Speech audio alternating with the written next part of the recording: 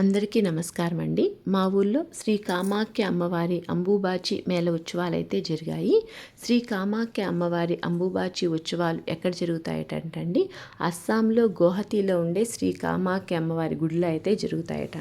ఈ అమ్మవారి గుడి శక్తిపీఠాల్లో ఒక శక్తిపీఠము, 13వ శక్తిపీఠము, అదేవిధంగా చాలా ప్రాచీనమైన శక్తిపీఠము.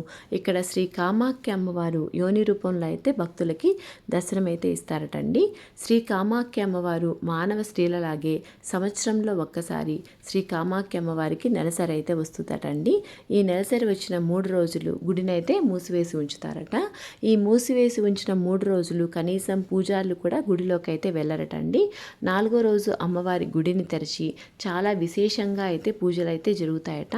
ఈ 3 రోజులు గుడిని మూసేసి ఉంచడం వల్ల అమ్మవారికి శక్తి పునరావృతమవుతుందని భక్తుల నమ్మకం. అందుకోసంగా ఈ 4వ రోజు అమ్మవారిని దర్శించుకోవడానికి విశేషంగా ప్రపంచ నలుమూలల నుంచి అయితే భక్తులైతే వస్తారటండి. ఈ 4 రోజుల్ని చాలా పవిత్రమైన రోజులుగా భావించి శ్రీ కామాఖ్య అమ్మవారికి అంబుబాచి మేళ ఉత్సవంగా అయితే జరుపుతారటండి. ఈ కామాఖ్య అమ్మవారి అంబుబాచి మేళ ఉత్సవాల్ని మా ఊర్లో అయితే శ్రీ కామాఖ్య త్రిశక్తిపీఠం వారైతే ఘనంగా నిర్వహించారండి. ఈ కార్యక్రమంలో భాగంగా ముందు రోజు అమ్మవారిని 108 కలశాలతో అమ్మవారిని ఆహ్వానించి ప్రాణప్రతిష్ఠ అయితే చేశారండి. పక్క రోజు అమ్మవారికి విశేషంగా పూజలు, విశేషమైన అలంకరణ, విశేషమైన హోమాలు అయితే జరిగాయండి. ఈ కార్యక్రమంలో భాగంగా లలితా సహస్రనామం పారాయణ కూడా జరిగింది.